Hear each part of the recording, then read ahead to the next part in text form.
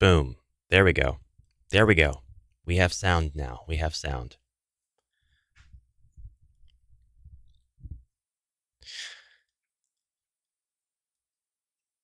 No voice, at least. Tell me there's not other sounds going on.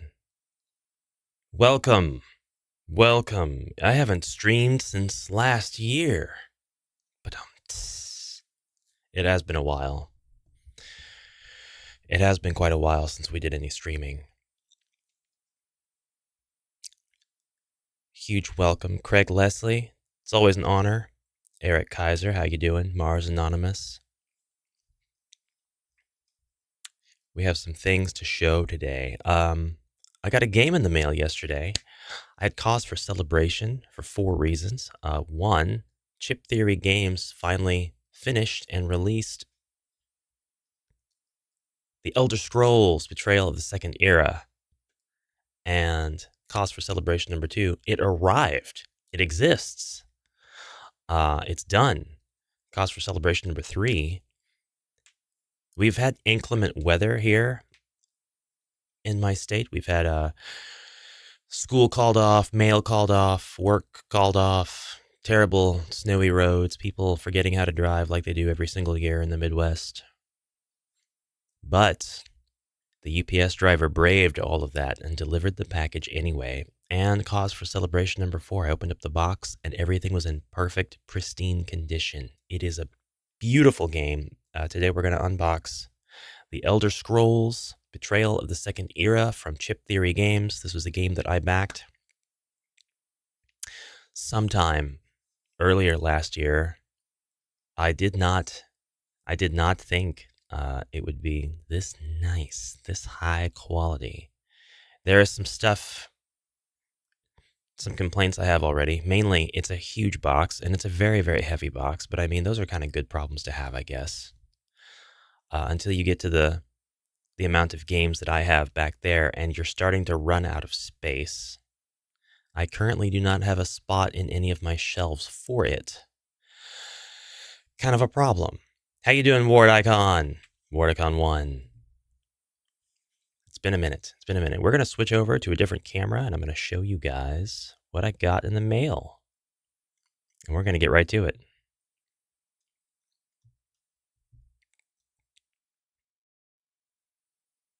Boom. This is my new setup. Well, not really. This is the tabletop that you've all seen, you all know and love. According to BGG, it has a playing time of 120 to 240 minutes. I guess I can sleep less to play it. Yeah, so it does look like it's going to be a pretty hefty thing, but when you look into the gazetteers, which are the quest books, more or less, the details are pretty sparse. Like, it's not a whole huge amount of complexity per quest, but I'll tell you what I'm looking forward to, the Dized app. Dized? Dized? I say Dized. If you know that it's different, please gently correct me. My skin is paper thin. Be nice. No, I think it's Dized. That's how I say it. The Dized app is amazing, however you say it. And it should have already, if not, then it will very soon, the interactive tutorial on how to play. You just play along with the app, and it gets you set up and going, so you know the rules and you're ready to play. I love that stuff so much. It will be fun when the Elden Ring full boxes arrive. I have such a huge spot in my heart for Elden Ring. I will make sure that gets its own dedicated place. I will get rid of games if I have to for Elden Ring. And I mean, I might have to anyway. All joking aside, let's use this tabletop to show you what I got.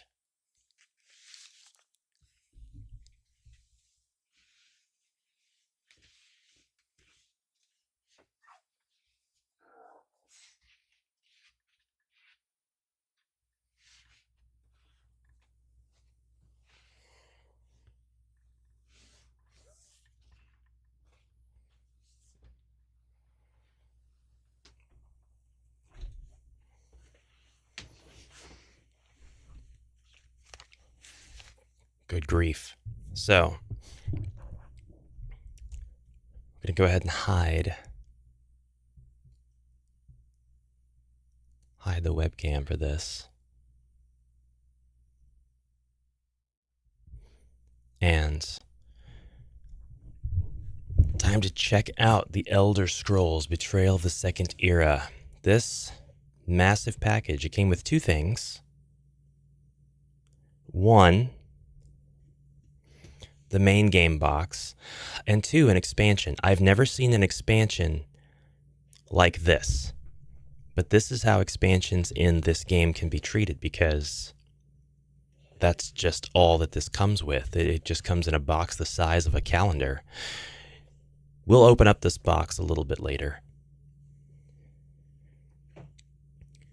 For now, and I'm going to move my streaming camera here to show you. Say hello, Cornelius. Hello, Squig. Yeah, this is about a 9-inch tall, I think, box.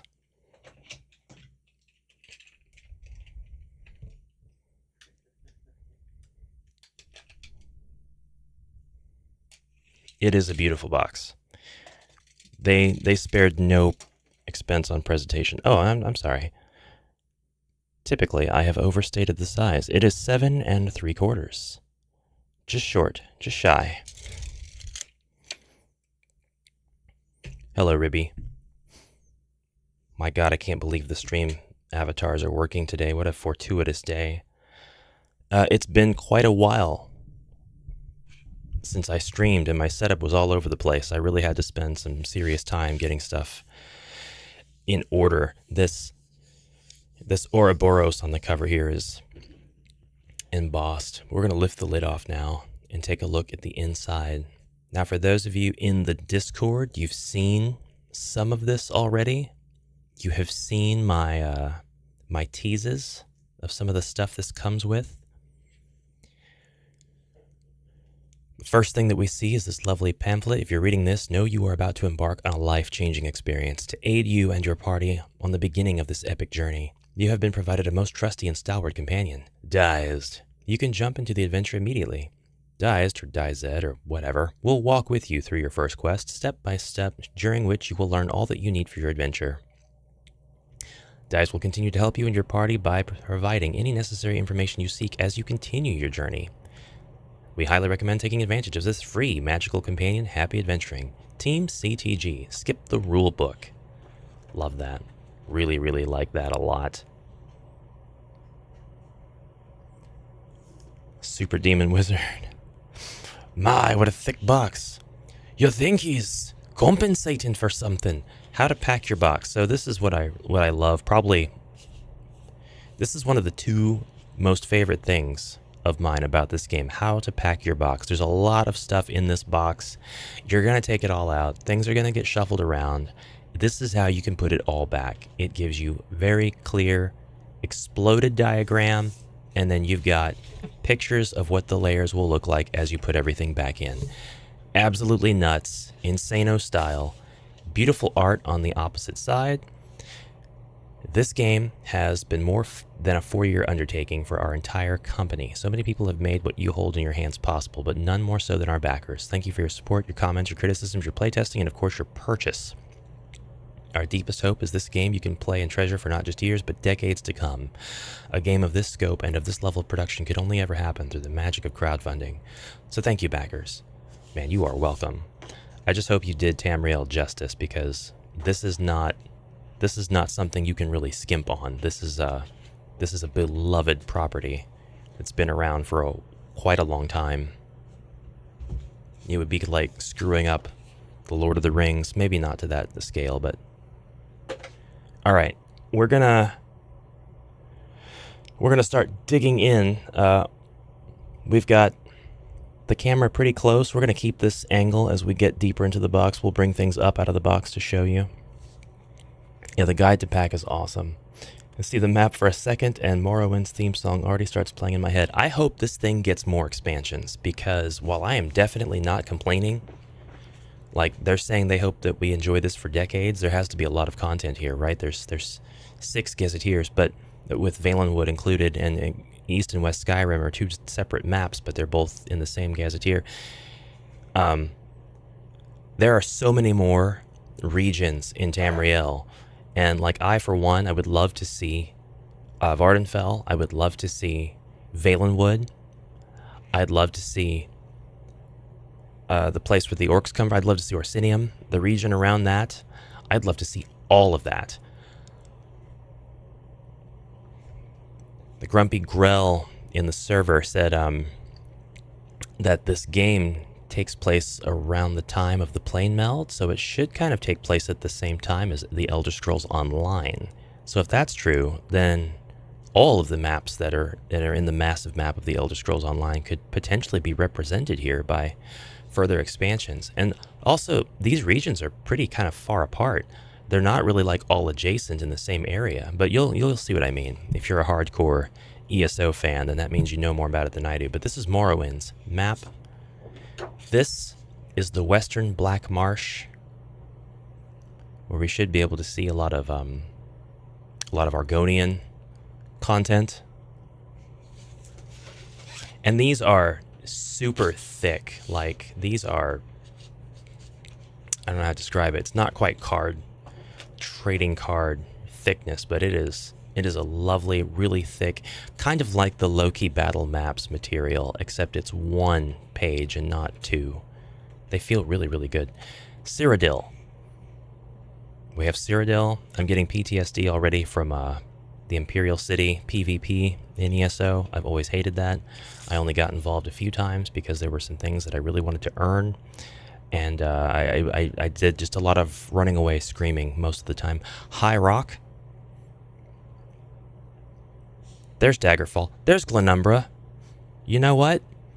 This actually takes care of one of my needs. I didn't realize this was Glenumbra.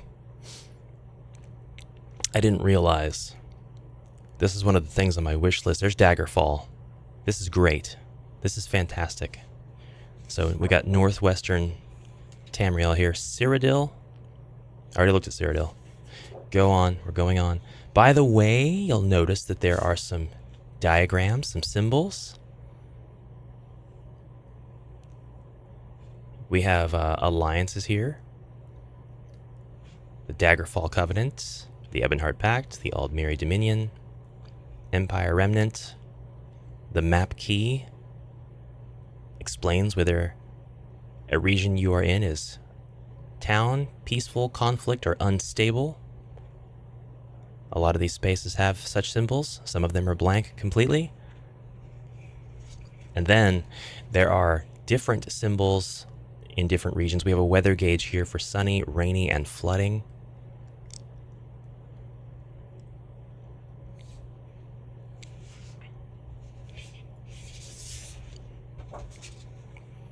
For Morrowind, we have a map key that also includes dig site, and then you've got a meter for dig and a meter for excavation. Are these skill trees?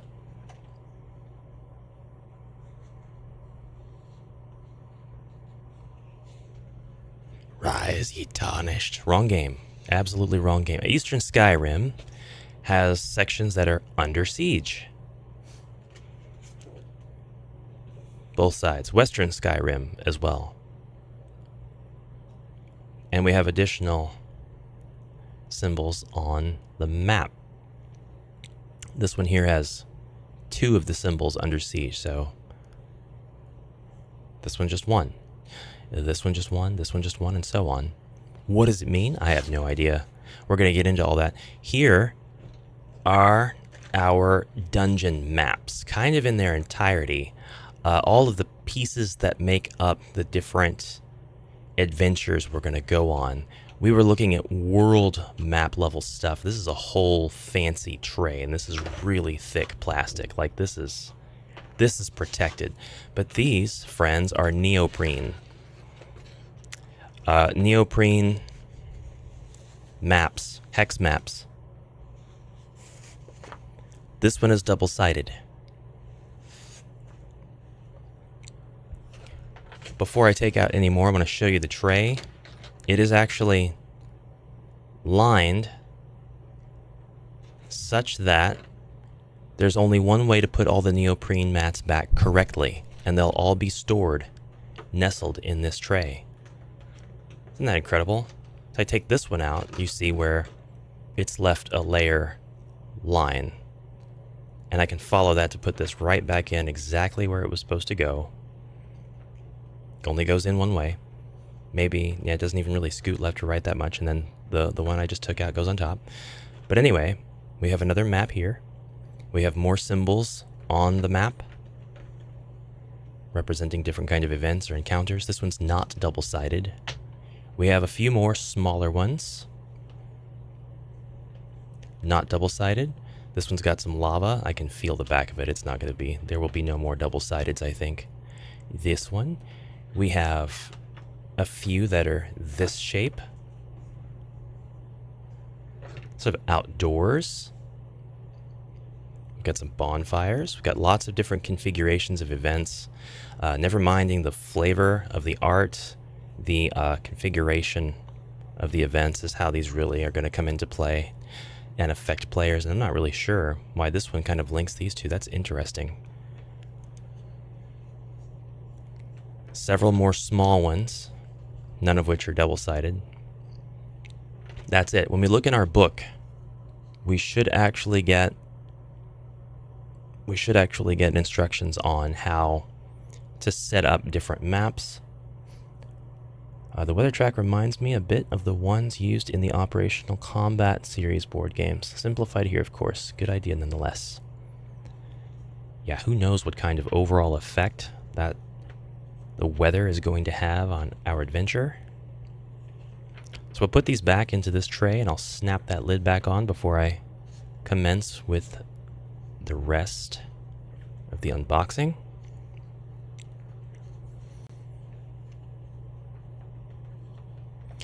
So I'm really happy whenever I get my crowd-funded game in the mail, because, you know, websites like Kickstarter, they do their best to facilitate these smooth transactions and successful crowdfunding, but there's never really any guarantee, you know?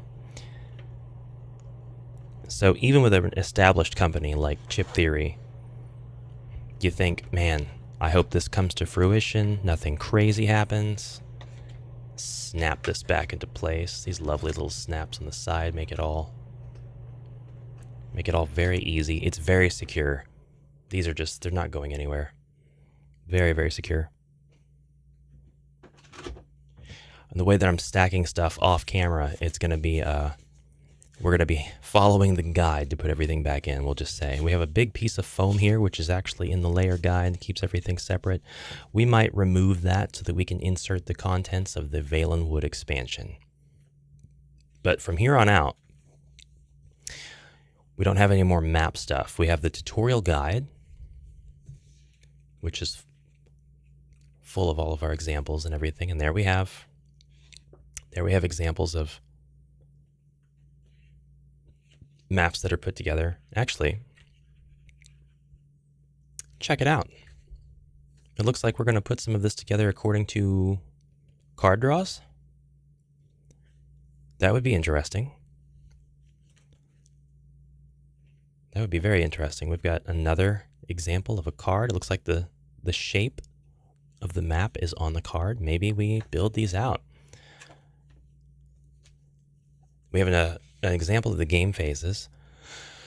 We have new day phase, the overland phase, move party, trigger encounter. If it's a quest encounter, town encounter, or overland encounter, follow the instructions. The reward phase, gain rewards if you're unsuccessful. Untrain, that's optional. Gain advancements, usually accomplished by spending XP. Track your quest progress, and then the end of day phase. Activate province effect and adventurer's rest. I enjoy that. We have an enemy skills reference. This is, I'm not sure if this is 1 or 2 or a fold out, but it's in some packaging we're gonna promptly get rid of. Made of the same very nice thick stock material as the maps. Maybe, yeah, it's actually the exact same material.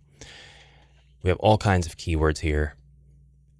Vine Snare, Vindictive, Ironbark, Smite, Stalwart, Steal, Subdue, Ritual, Rot, Reward, Burn, Blind, Chillblain, Colossal, Necrotic, Penumbra, Intimidate, Instigate. Okay, that's fine. 2 references, though. 2 references. Why? They're both enemy skills references. Native skills reference, status effect reference. Guess it's good to just have them, pass them around, have your players keep one. Well, there's no GM. This is a GM-less experience. All right. Then we have our rule book. This is not the quick start guide. This is the comprehensive rule book that comes with everything. There is a ton of artwork specifically made for this game. How much did I miss? Just got here. I showed off the regional maps, which are small hexes. They basically just look like this. There's 3 double-sided thick pages that show you the 6 regions that are in this game. There's a 7th that comes with the Valenwood expansion, the quick start guide, and the hex tiles, and the very important layer chart on how to pack everything back in the box. We have a how to use this book, an introduction. We have game setup, adventurer rules, creation examples, reward phase. Beautiful, guys. Enemy chips, clash setup example, clash encounter anatomy, delve card anatomy, companion turns, unit relationships, adventure arrest, unit relationships. Hold on. They don't mean like ingrained dating sim. That was a joke. Unless, all right, so that's the rule book. Copyright 2024 Bethesda, Cinemax. Here are our gazetteers. This is going to be how your experience is defined in this game.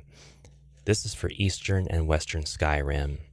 So each one is going to have its own unique mechanics that are unique to this region. Overland mechanics, native skills. For example, in this region, we have freeze. There are delve features. Once the session's set up, find special delve card Icy Buildup and place it beside the delve deck. Traveling caravan. Actually, this here is the quest.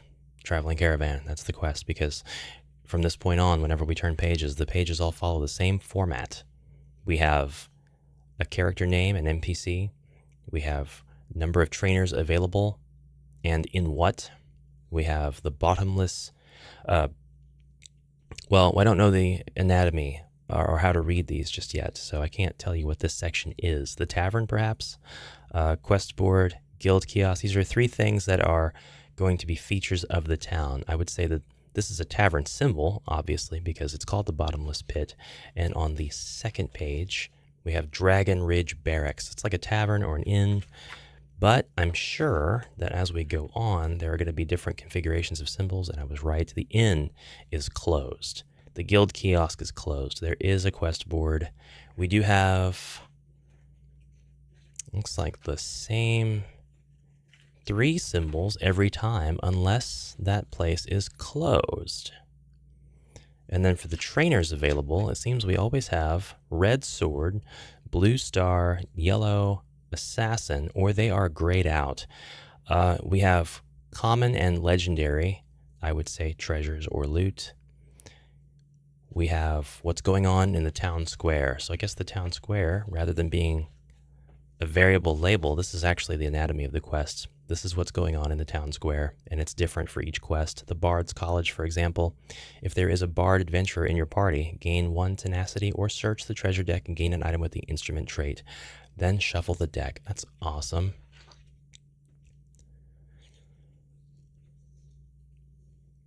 AO1, complexity 3. AO5, complexity 2. A13, A26. We have C quests, not sure. D quests. That's interesting. E. We actually have the same name for some of these. This might be difficulty. That might be the difference between these different listings. CO3 is called Roots and All, and it's picked up, I guess, at the Mages Guild. But then we have Roots and All on E4. That's interesting. We'll learn more about that for sure, but they're all in the Eastern and Western Skyrim Gazetteer. We have the High Rock here, and just to poke through it really quick, a lot more of these are those quests laid out rather than like towns. So actually, I would say these are the quests, huh? Because these give you the actual objectives and what keywords you can gain. We go back to the towns. Wayrest, Shornhelm. Yeah, these aren't quests. It looks like, though, this is the kind of stuff that can happen once you enter the town. Set sail as a group. At the end of the day, move the party token to Moracle Stronghold or Daggerfall. You must spend your next day in that town. Yeah, I really like that. Okay, so if I go back, Bearer of the Curse, the Shrouded Dead kill list, we don't have the Roots quest in that one. So they don't repeat across the books. Here's the one for Cyrodiil. One of the native skills here is Detain. When this unit determines a target, its target must exhaust an available skill die. If the Empire Remnant is dominant, the skill die is drained instead. It has its own delve features. We have different overland mechanics which have to do with these shifting tides affect dominant factions, and depending on which specific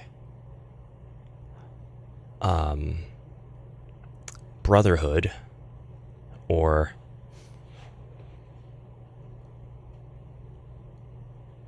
banner, which specific force is dominant, there will be a different trait that takes effect in the overworld. Man, that's neat. We got an example of a map. It's a battle map set up. Cool. All right, we're not going to look through the rest of the Gazetteers. We're just going to kind of place them aside. They are stacked in such a way to allow for stacking. We've got the one for Morrowind. Really high quality stuff. They're beautifully illustrated. They're spiral bound. These are soft plastic spirals. I'd say we're going to enjoy this for decades to come, but in a few decades, these spirals might start getting brittle and cracking. But yeah, I'm really a fan of how these look. Love them. All right, we have a big foam block here. You'll notice a high quality, lovely art.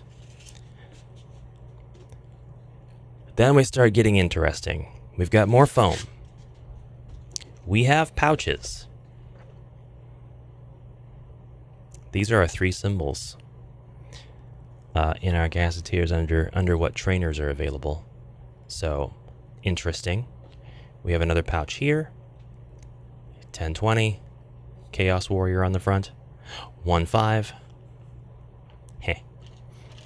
We have all of the cards we could ever want, all in this box. This is the game's entire loadout of cards. I didn't take these out yet. I have not explored these cards.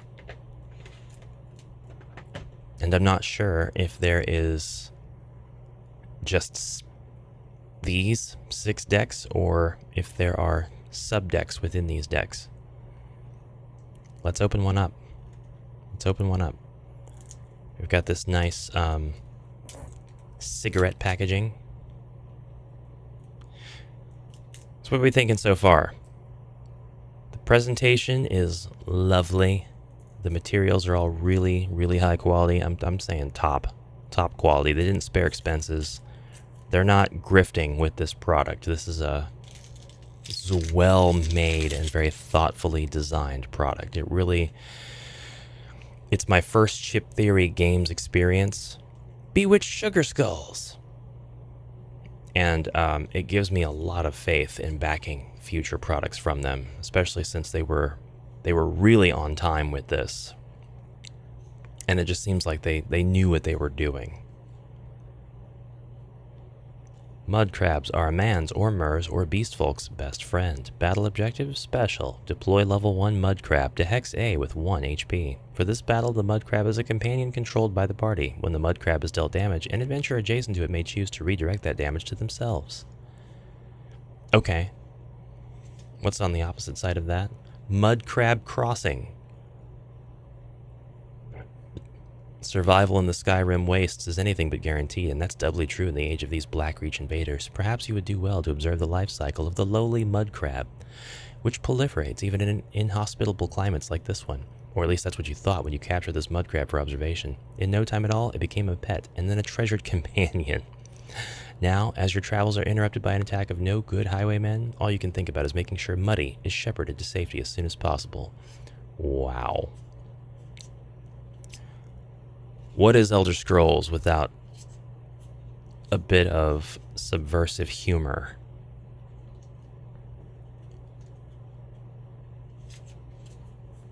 All right, I'm still not entirely clear on what that deck represents. I know that it's quest setup, basically. I'm not sure when we would be using it. Or what would need to be required for that to come into play. We have another deck here. Finally, they all share the same back.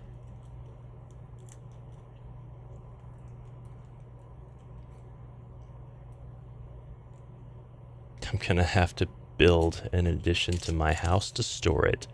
Yeah, well, the good news is if you build the addition, you can make it bigger so that you can store other games that you also don't have room for and don't need. Submerged chamber, solidarity, disease control, future imperfect. These are kind of also quests. Maybe, what are we thinking here? What are we thinking? They all have their specific little numbers at the bottom. A dark elf dressed in gaudy clothes. We have the flavor on one side, we have the quest details on the other. These might not actually be quests. These might just more be like events. A kind of a silly thing to say. It's not like there's a huge difference. It really just depends on the context of the game you're playing. Events can happen in a quest most generally, though. I really thought I was going to be opening a deck of cards that looked like this. But this is not that. All right, I'm only going to open one more, and I'm going to open the one that looks like it's going to be a lot of common cards to the same kind of deck. I mean, that's been what we've already opened for sure, but I'd like to have a better idea of what I'm looking at, and this looks like it could be the gear deck. Before we dig any further into this box, move on with the unboxing. Yep, we've got gear. We've got items. None of these are like screenshots. Well, they could be. I don't know. This looks like a 3D render screenshot from the game, one of the games, any of the games. And then like that, not so much. That, not so much. I would say it's all original art. I would say every single piece is original art made specifically for this game. I would say it's a sip of health. Heal for 3 hit points. A dram of detection. I've used a lot of sips of health. Heavy red tincture. Then we have cards like this mixed in here. Dark Brotherhood. A guild of zealous assassins. These amoral professionals will take on any contract if the correct rites are enacted. Members of the Dark Brotherhood are accountable only to themselves, their strict bylaws, and their dark god, Sithis. And on the other side, Mark of the Black Hand. For your guild kiosk town action, place a fear status die into a ready slot as an item. On your turn in battle, you may use this item to apply the fear status die to an adjacent enemy. It's awesome. Awesome. So we have treasure. We do have treasure. All right. We gotta take this card box and put these lovely, lovely cards back in here. I kind of feel like these could be separated by, like the events could be separated by region, but I'm just not sure. But I'm gonna show you something that's really interesting here next. As if all this wasn't already interesting. Actually, I forgot there's a little pouch left in the box after I got done emptying out all the cards. I'll go ahead and open this up. What are these? What are these? This game is 1 to 4 players. Oh, they're just separators, aren't they? Perhaps. I'm not sure. We'll put them in here. We'll put this lid back on. That's not the lid, Ash. That is that's the bottom of the box. That would explain all the extra room. We will rebox the cards that we have unboxed and reboxed. Rebox. Okay. And then we will continue with the unboxing. These cards are very smooth, by the way. They are very, very smooth finish. Like, they will slide all over the place if you're not careful. Here's what's interesting about this. Here's what's interesting. Elviler just said card dividers would be nice. Look at this. This comes with this whole getup. This looks like something that you might pick up to store makeup from Dollar Tree. I mean, it looks exactly like same kind of plastic and thickness and everything. But you know this is going to be for cards because we have symbols. It's really hard to see on the camera, but like we have a sack symbol here, treasure bag. We have a treasure chest symbol here. We have eyes, eye symbol, and skull and crossed swords. Then here we have a compass symbol. And then at the very end, we've got those 3 symbols again associated with the trainer outline in the town pages of the Gazetteers. We've got that spy, we've got that sword, we've got that star. And importantly, these are layered. Like, these 2 are lifted, and then this one's even lifted more. So your card's going to look like this. I don't have to assume. I just know you're going to be storing your cards upright. Your next card is going to be layered up, and they're just going to keep going up like so. So I can use these cards to show you an example of how that's going to look. Definitely a part of the setup. Definitely.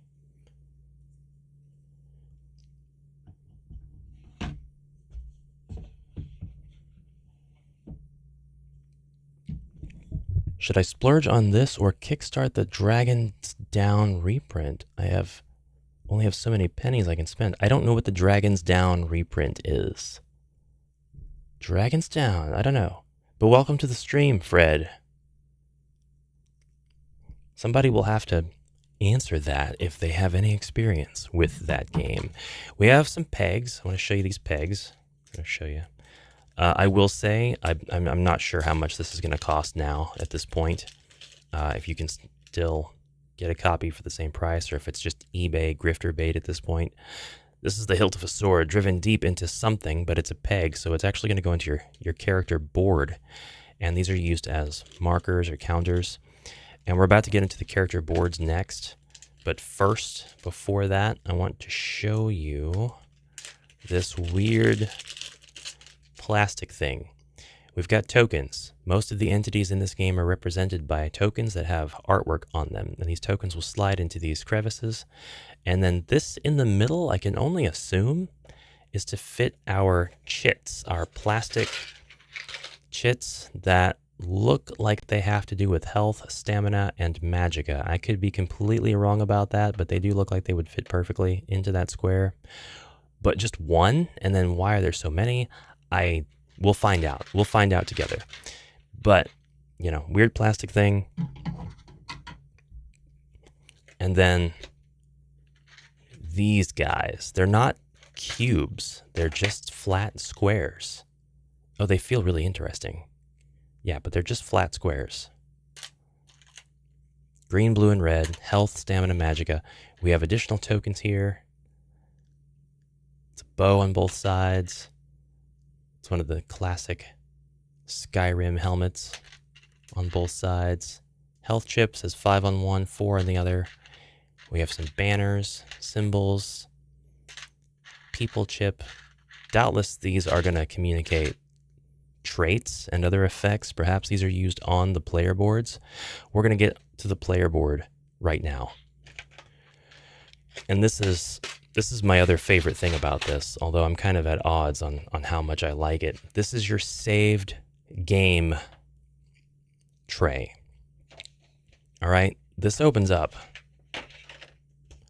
and out comes your neoprene mat. And this will be the first game that I have, period, that stores information in this way. Elden Ring is going to do something very similar to this, but this stores information.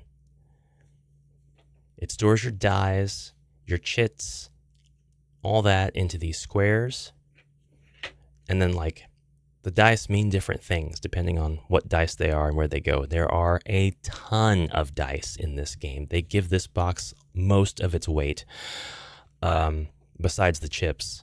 When we get to the tokens or chips, those are really heavy also. But our holes are here for our pegs. We have additional holes here for pegs. I would assume this is like day 1, day 2, day 3, or which phase of the game you're in. We have another one down here that's 5 spaces long and a blank space, and then we have another one that's 6 spaces long. Not sure what goes here at the very bottom. Might be a pool. And then we have our spaces for the circles, and of course squares for dice and chits. So all of your dice and everything that you have done to build your character will go back into this. You could probably just keep it out like this, actually, where it's already resting in the plastic tray bottom. And you'll play, and you'll be done for the day, and you'll take this top part, which has all the space you need to cover your components and protect them from getting rattled around. There are 4 of these such trays, so you can save your 4-player game with ease.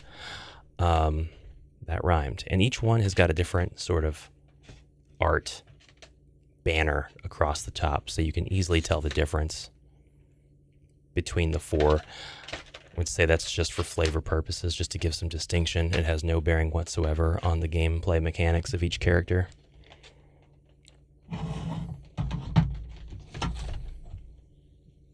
Next up, the dice. I have got some crazy dice to show you. Each one comes stored, oriented on their edges. Tray of dice.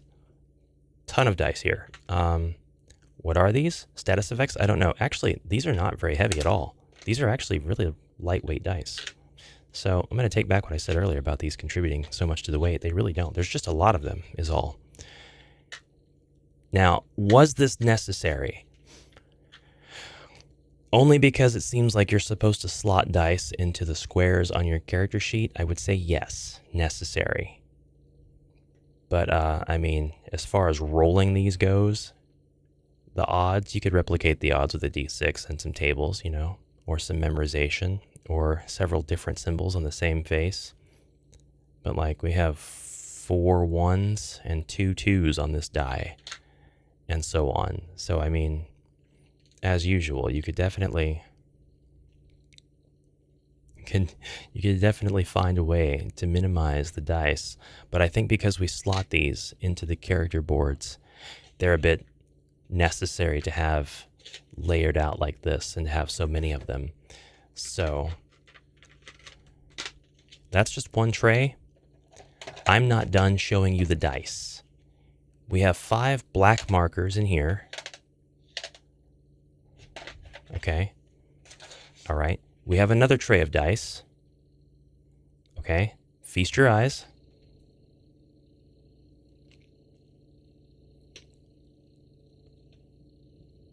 All right.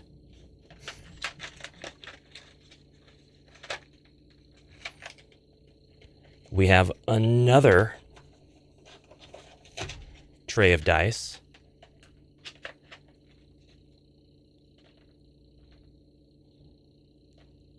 All right.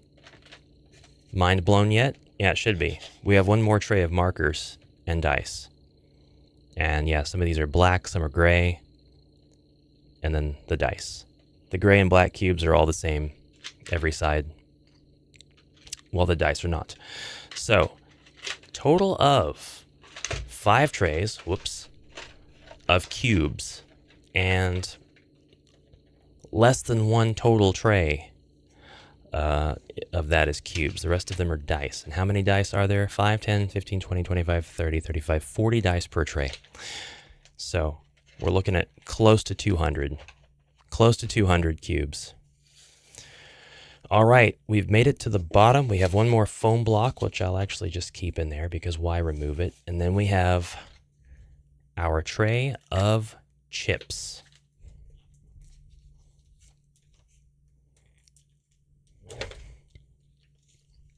Yeah, beautiful map printed on the bottom of the box. Manufacturer and distributor is Chip Theory Games. And, you know, it's kind of a puzzle why they name themselves that until you get to the chips. And then it's like, oh, okay. And I have a theory that they named their company after their chip production. Perhaps their company is actually like 50 years old and they got their start making these poker chips. Don't test me. I will inject stupid humor into anything. Don't test it. So what's in our chip box? What are these? They simply say Chip Theory Games over and over again. Wow. Okay. They're blank. I'm sure they're important. I just don't know why. I'm not supposed to know why yet. So I'll take the time to unwrap the rest of those and get rid of the packaging after the stream, I think, so that I don't have to mess with it while we're on stream. Next, another foam block. We have this one covered in plastic for some reason. Keeps it nice and protected. A little bit different. This looks like it's to kind of track some progress because it looks like you're meant to fill this one up with stuff rather than it store when you're done. And once we get these chips out,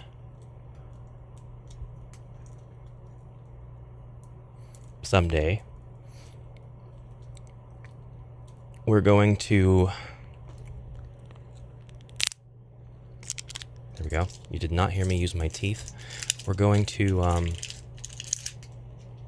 we'll dig into the last tray, but I think we're going to see that these are... Yeah, these have art.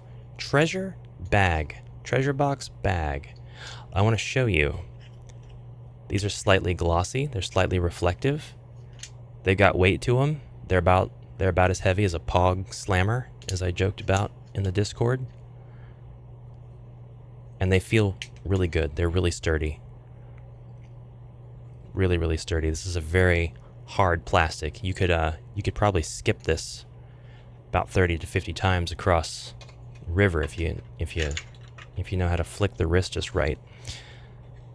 So, okay, treasure chips in that one. Brilliant. Lovely. Amazing. We've got 2 things left to unbox. I'm saving this one for last on purpose. But this one's going to be probably just as exciting to look at.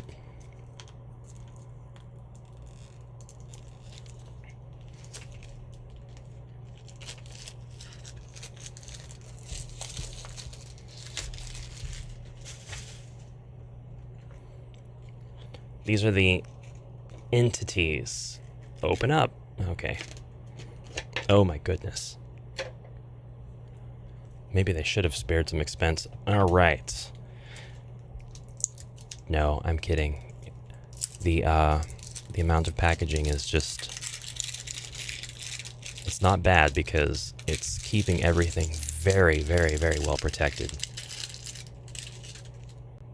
All right. I'm just going to open up the one. Check it out. It's a monster. These are entities. These are all things that you'll encounter. We have all the stats of this monster here. Instead of having a card in a miniature, we're going to have the monster right on the board, or on the neoprene mat rather, just like this, moving around the hex grid with all of its stats present. These are double-sided so that we can have twice as many monsters per chip. Again, slight glossiness to them, slight reflection, but easy to see on the table. Easy to see on the table. You could just rotate if you need to get the stats to where they're oriented facing you. You could also just pick these up and look at them closer and then put them back down. Skeever Pup with Rot. Wood Elf Bandit with Dodge. Wood Elf Marauder with Dodge and Vine Snare. Horker with Stalwart. Here's where the keywords come into play. This is what the enemies have for their abilities. Aggressive and Riposte 3 for the Rekier. The High Elf Bandit has Dodge. The High Elf Marauder has Divert and Dodge. The Spider has Native and Stalwart. The Mud Crab has Stalwart. Doubtless the native abilities will call the different gazetteers into play and into question to reference what exactly they can do. Hoplomachus chip container is used during gameplay. Looks like the Elder Scrolls is the same. We have these. Kind of wondering if this is like our player character. Maybe not. There's only the 4. No, because there's only... Well, okay. No, I'm sorry. Yes. Player character, yes. And then we've got different colors to denote the different races. What it is. So purple for orc, am I right? Yep. Purple for orc. 2 male, 2 female. You have different ways of representing your character. Okay, so back to the ones. We're going all in. When you watch the beginning of Roseanne and the theme song gets done playing and there's just chips all over the table and she laughs as she pulls them in, it's all of these Elder Scrolls chips. High Elf? Or... No. These are the other elves. The Dark Elves. Khajiit! We have Khajiit! Focus, we have Khajiit! And Khajiit has wares if you have coin. Ah, they're beautiful. Ah, they're lovely. They're great. This guy here, he looks just like Pakruti. Maybe not just like him, but he reminds me of Pakruti. Here are our high elves. They're snooty. They're so snooty. They're like, put us on yellow tokens. We deserve no less. Green for Argonian. Argonian boys. Whoop. They're slippery, man. I can't keep a hold of them. Argonian ladies. Hey, ladies. Let's get this back under control. We're going to look at the rest of these in their entirety. Nords? I think? No, not Nords. Bretons. Right? Your typical normal humans. Okay? And these are the Nords. Doubtless. Viking looking people. Oh, look at them. She is so cool, and then she is so cool. So cool. So cool. Yeah, these guys look like Bretons too, so now I'm not entirely sure. We might have been looking at Imperials before.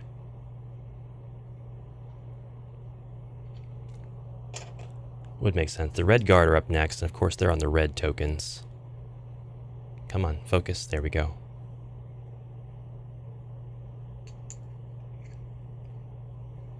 Yeah, we're going to save 4 hours on hero customization because most all these heroes look quite attractive, and it takes about 4 out of the 6 hours of customization to make an attractive character, if you care about that, which I do. Then we have our wood elves. It takes a little bit of effort in Elder Scrolls to make a pretty character. I'm not sorry. Not sorry for that complaint. The chips fit nice and tight, so they're not wanting to like slide around, which is a relief. We have more chips. I'm not going to unbox the, well, Shadow Scale, Akisha, Rush, True Strike. Some of these are black on the other side. I'm going to open them up and see why.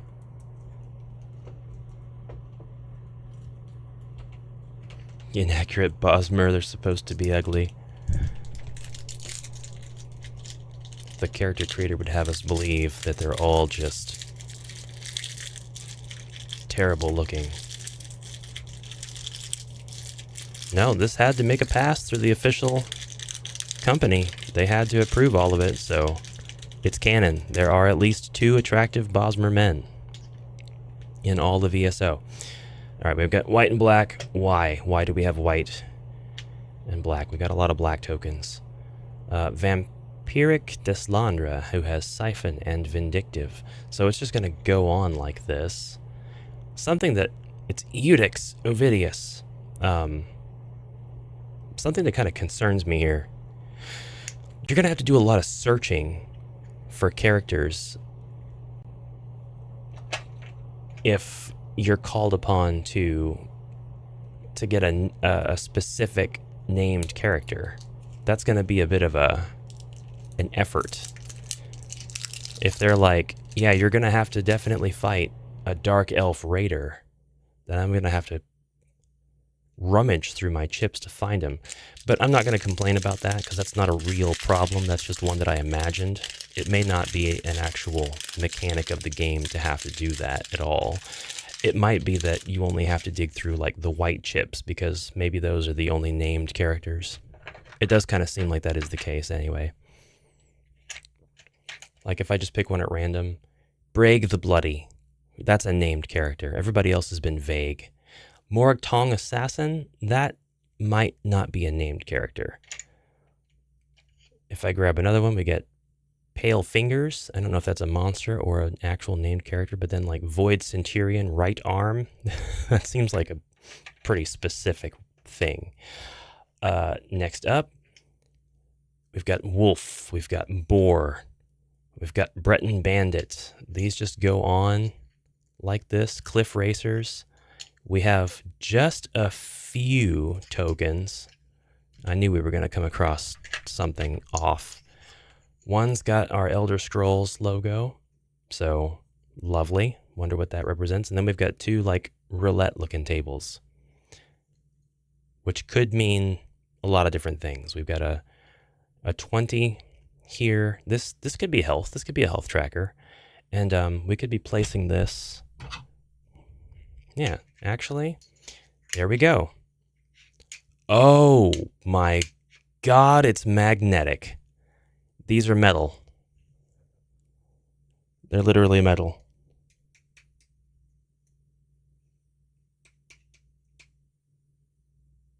So, that's pretty incredible. They're metal. And this would actually be a great way to track health, right? So, your divot here in the center, whatever your number is on, that will track health for you and your enemy, or whatever's going on. That's insane. That's so cool. I'm going to leave those in because I'm sure that that's how that's supposed to be. Don't know about that one yet. And we're going to put the lid back on, and we're going to get to the final part of this unboxing, which is the desiccant. Yes, this is very important. This will absorb your moisture. Don't ask me how, because these are flat instead of being pouches of salt. Wait, no. There was one more thing. Hold on.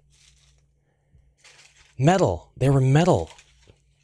Like, dude. Are they all metal? Hold on. Or is it just the... Are they all metal? Yep, they're all metal. You'd never have a reason to do this, I don't think, but I mean, they're all metal. That does explain the box weight. That's insane. That's actually nuts. We've got 9:54. We've got enough time to get through and show you the contents of this last box. And for this, I'm going to move the box out of the way. Some of you guys already know what's in here.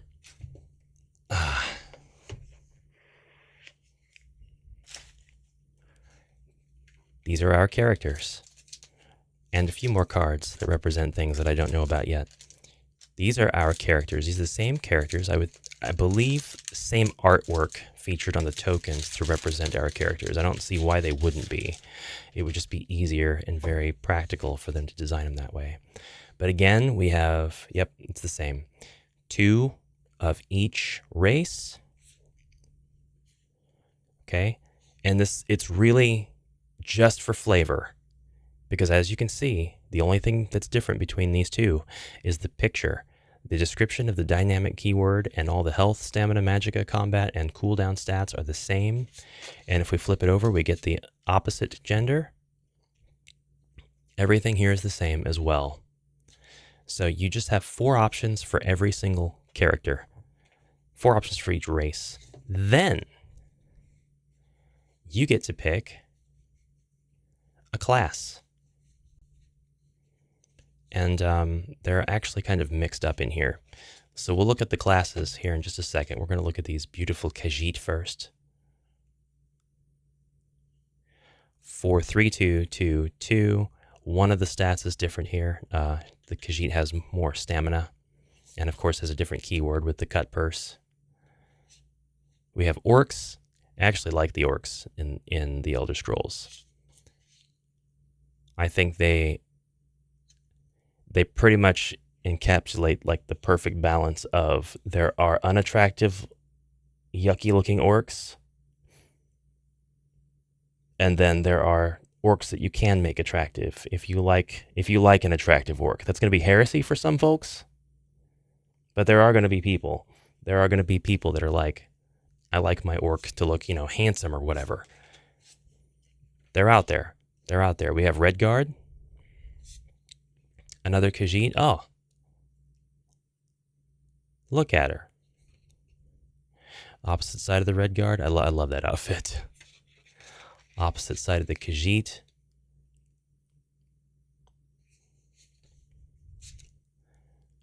An orc lady. She's a pretty orc lady.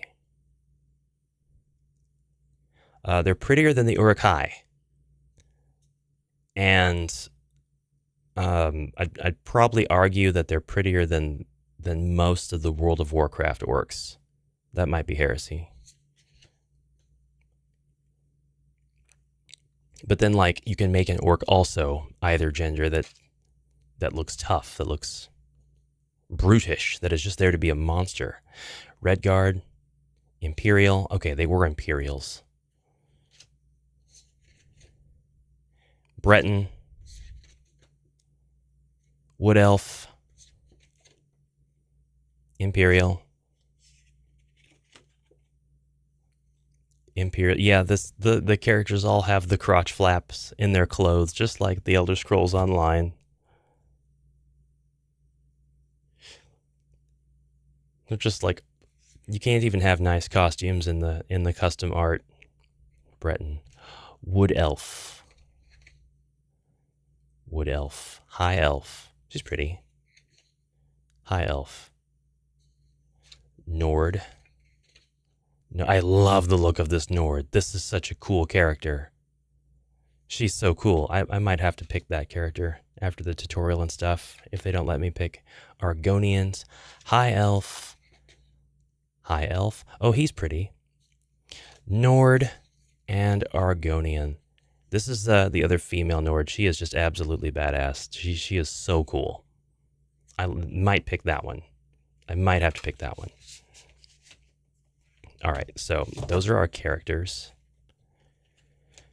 Yeah, and our Dark Elves are... Actually, looking at it, yeah, the Dark Elves don't look like the Dunmer from ESO.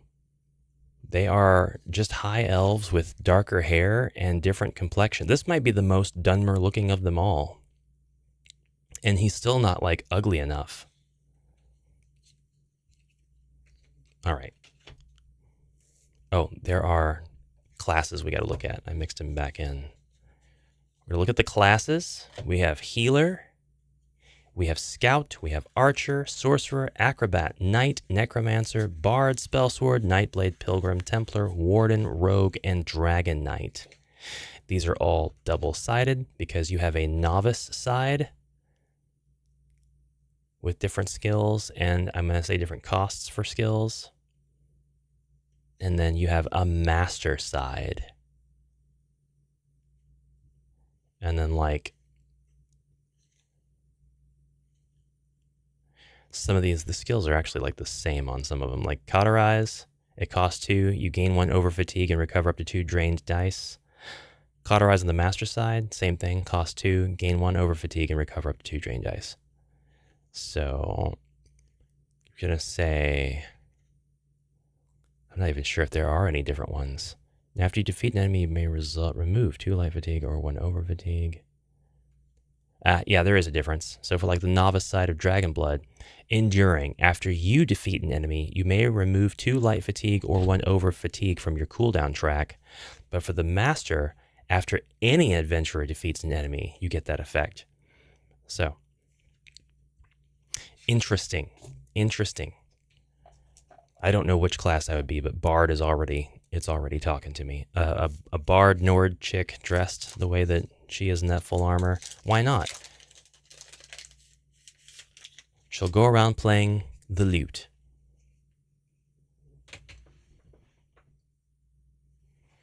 All right, and then we have these, and I don't want to spoil too many of them since it's like one of the few cards that actually has a common back. The Power of Teamwork. A somber wood elf informs you that she is looking for new members to join a local group of guardians dedicated to defending the innocent. All members must show me that they believe in the power of teamwork, she says. The trees live in harmony, and so must we. If blank is 1 and you have no current companions, so maybe that's number of players, level 5 Wood Elf Marauder becomes a companion controlled by the party during your next clash. That's not the case for all of these. They're not just companions that join. SQ, maybe this is side quest, because that's what each card is numbered with in this deck. We have another one. I'm going to read it because it's Mud Crabs. A side quest, I presume, is called Blood Crabs. A Khajiit cutthroat recoils as a caged mud crab snips at his eye, drawing blood. His winces turn to laughter as he sees you approach. Ain't she a proper beaut? Khajiit's been looking for someone to give her a little exercise. I started with Australian there.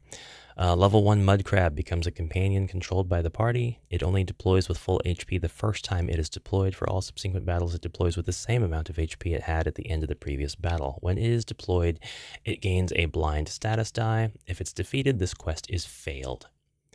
If it has at least 3 enemy chips underneath it at the end of the battle, complete this quest and discard the Mud Crab. Wow, okay. So that's that. Crazy place to put those in the box. We have the campaign journal. Do you see how packed this last little box was? It's like full of a game of its own. There needs to be an event card for Skyrim where the mammoths rocket into the sky. Party XP, adventurer names, session 1 quest, session 2 quest, major keywords, minor keywords. They're all the same. So, and then on the back side, we just have notes. The adventurer turn references are here, amongst some other things. More really tall cards. Adventurer turn reference, we've got 2 of those. We've got combat, acrobatics, restoring light, shadow. Okay. These are like, these kind of look like skill lines.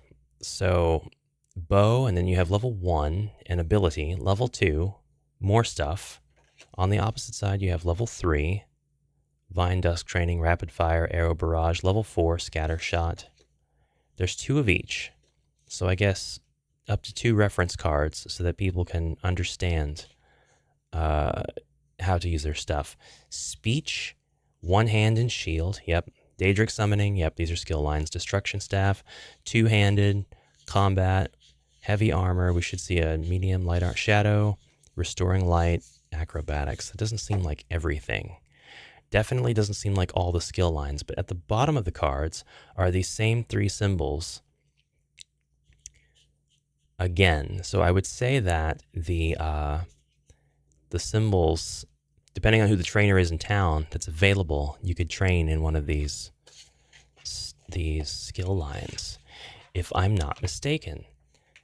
And that, my friends, is the unboxing of Chip Theory Games Elder Scrolls Betrayal of the Second Era. Sadly, this game is played, I think, in just 3 sessions. So it's one of those where you'll never play the same game twice, basically. You'll play a session that's consists of, I think, maybe 3 days or perhaps a day is a session. Somebody can correct me on that. It's fine. Oh, God, the awesome-looking Minotaur on the side of the box. So cool. And yeah, 1 to 4 players, ages 14 plus, 2 hours plus 30 minutes per player. So could be 2.5 hours for a single player session until you get really good. I know there's some days I can knock out a game of Iron Helm really fast. Other days I'm just poking around, taking my time. But you play your 3 sessions, and I think the third one is pretty much like the end game of a particular region.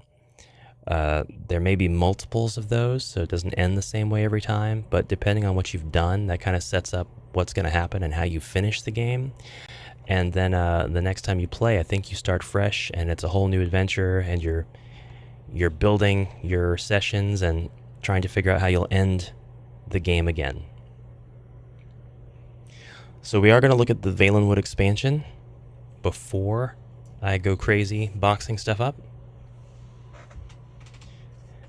And right here, once again, it's a flat box. It looks like I bought a calendar. Opens right up, unceremonious lid, but the art on the lid is so pretty and everything's so readable that how could I possibly complain about any of that? We get 3 additional chips for, I suppose, Stam. We get a number of additional tokens for unique things that were not found in the base game. We get 2 more stacks of chips. Black, a couple of white. Xenestissa is one of them. Okay. We get another 24 dice. Yellow, blue, and pink this time. We get the Gazetteer of the Valenwood with a lot of new quests. We get new skill lines, light armor, there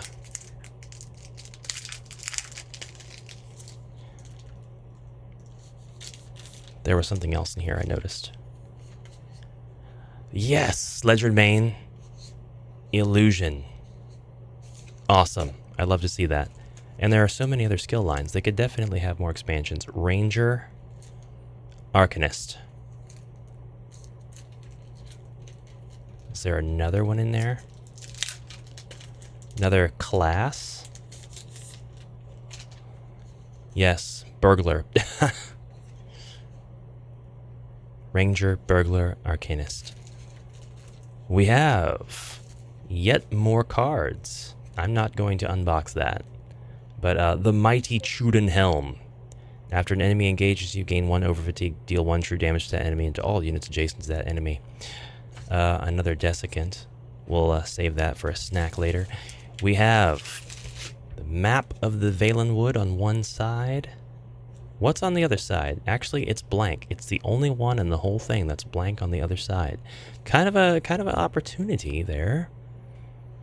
they could have taken, but I guess it's okay. We have influence meters on this map. Kind of unique to this map. And then finally, we have a new adventure neoprene mat that we will take out of its plastic. So much plastic. So many little plastic bags and baglets littering my floor. This one is double-sided. So you have a clearing with some steps leading up, and then you have a cave infested with mushrooms, all ripe for the eating. That's the Valenwood expansion. I'm going to try to organize all this back into its tiny box. If I merge the contents of stuff, it'll be after I understand how the game is played and everything, and then I can kind of decide if that's even something I want to do. Yeah. Yeah. But the flat box makes a ton of sense now, for sure. It made sense to me about 3 seconds after I opened the main game. But the flat box makes sense. It makes sense why do things in this way. So we put everything back best as we can. There was no informational packet with the expansion saying how to box all of it back up.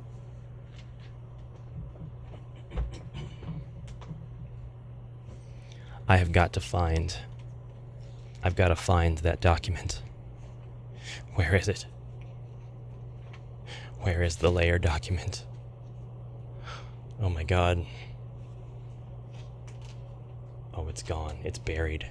They didn't give me a plan for this. What happens if you bury the layer document underneath layers of stuff you've unboxed? Yeah. I'm cooked.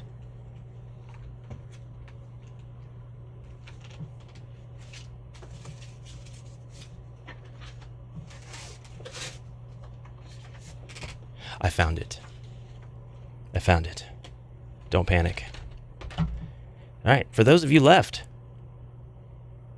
what do you think about all this? This seem worth the money? I think it's I don't even remember how much I paid for it, but whatever it was, I'm pretty sure it was worth the money. I believe this tier was over 200, if I'm not mistaken. It was probably close to 250. And you know, board games, sometimes that's worth it. Depends on what it is, depends on when it come out. Supply, demand, FOMO, extras, support, company, all of that. This is a big IP. It's a huge property. And I don't want to get the Skyrim game because I consistently hear bad things about it. But I would love to have a board game, I was thinking, that represents the Elder Scrolls. And I think this is the one. This is the Elder Scrolls definitive game, I would say. So,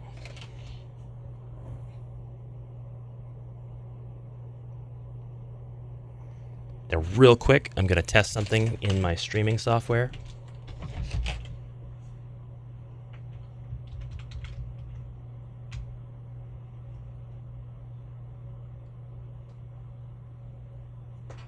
Alright, I'm going to make sure it wasn't broken.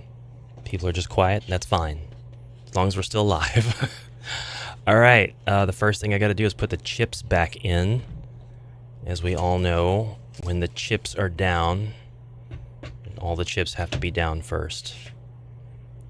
We have 2 dice trays, doesn't matter which 2, they're all the same size. They're all going to go in lengthwise, like so. Then at the far end, we have a tray of dice. And we have...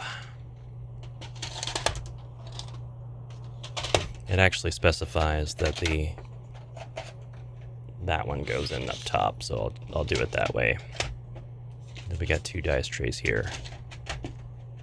I almost kind of wish that there were lines drawn around the edge of the box with little labels that are kind of like foam block goes here, just in case anything ever happens to this. But I think what I'll do is I'll just militaristically unpack and repack my box over and over again, like I'm training for the military, I'm missing a chips box.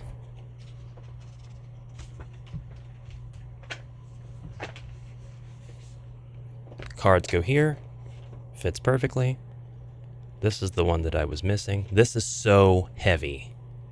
This is so ridiculously heavy. Without this in here, it would still be a heavy box, though. It's just a ton of literature.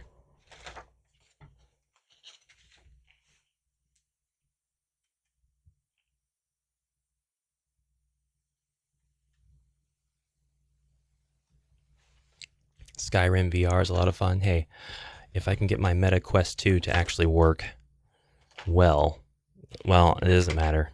It doesn't. I no longer have Meta, so it is no longer a case of when. It is now a case of can't use it, can't play it. Then those dice go above there. I have a lot of fun playing the Elder Scrolls, and I don't do anything in that game. I am so casual. I log in with my OC, with my character. Sometimes I'll log in successive days to get the bonus for that month, if they're doing a monthly bonus deal. And then I'll run around. I'll go craft. I'm in Somerset. I forget the city I'm in. I think it's Shimmerine. I don't think that's it, actually. I think it's the one that's in southwest Somerset. And I take in the view of the coast. I go craft. I do writs. And I log out. That's it. All right, next up are save player trays. Bottom's the hardest. The bottom's the hardest. And then it's save player trays. And then it's Dollar Tree plastic container for your chips and your dip. The only change that I've made is I've affixed the 2 tokens that I think belong on this to place in here. And it doesn't really, okay, it does fit back in there below the top. Cards are next. Cards go in flat on their side. You get another foam block. It goes in here. You take your pouches, your 3 pouches, and you stuff them into the top here. If you get the upgraded pouches, this foam block disappears and you put your upgraded pouches here instead. You take your upgraded, I think leather pouches, I think they were. I don't think I got any upgrades, but I would say after unboxing this and seeing the high quality of everything here, I probably would, just out of spite, get the upgrades to make it even more upgraded, to make everything even nicer. Because this is kind of like a Rolls-Royce board game experience. This is crazy. All right, next we have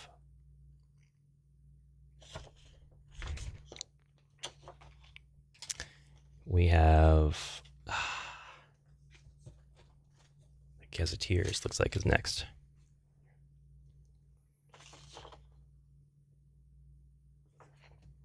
Oh, it's the references. The references are next, but where did I put the references?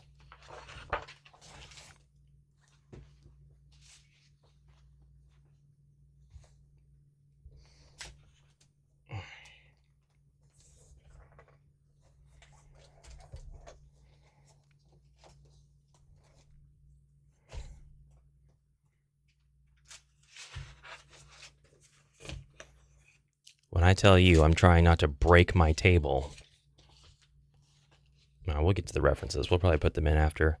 It's very important that these books go in alternating like this so that the spines fit. Oh, found the references. Found them. It's okay. They're going to be protected by the other materials. Next, flat foam block. I think the 30 minutes of the 2 hours and 30 minute setup and play time has to do with the unpacking and repacking of everything into the box. We're just about done though. We have this. Then we have this.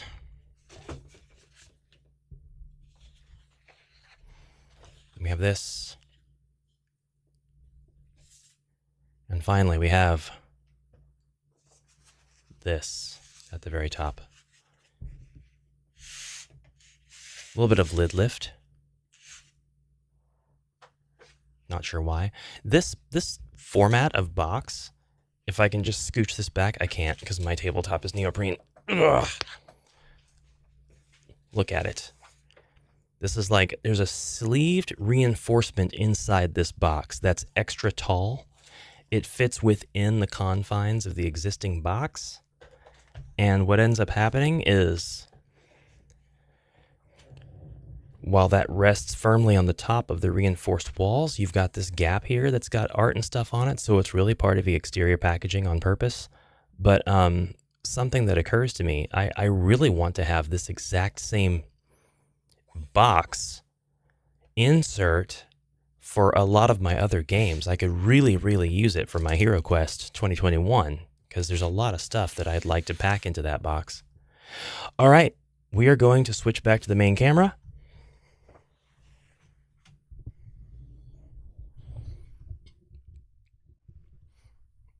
And then we are going to say goodbye.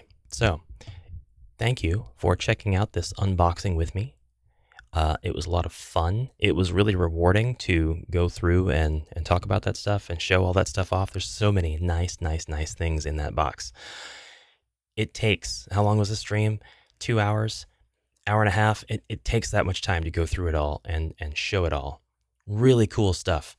And also, I'm glad that I was convinced to stream it because, oh no, I forgot something. I'll take care of that later.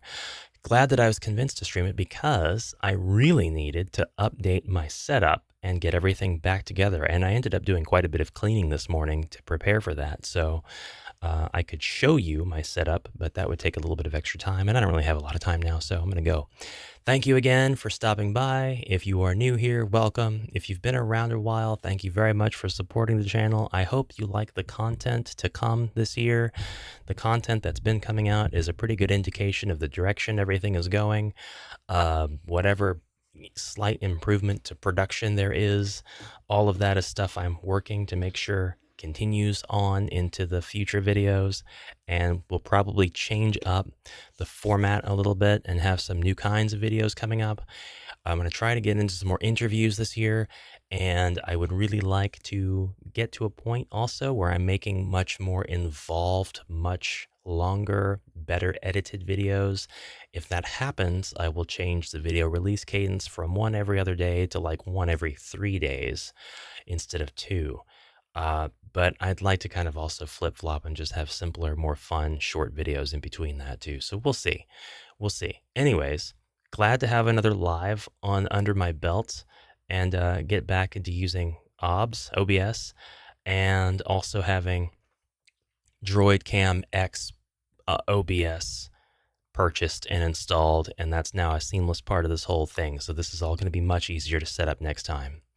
So, nerd talk aside, I will see you in the next adventure. Thank you for watching, and bye for now.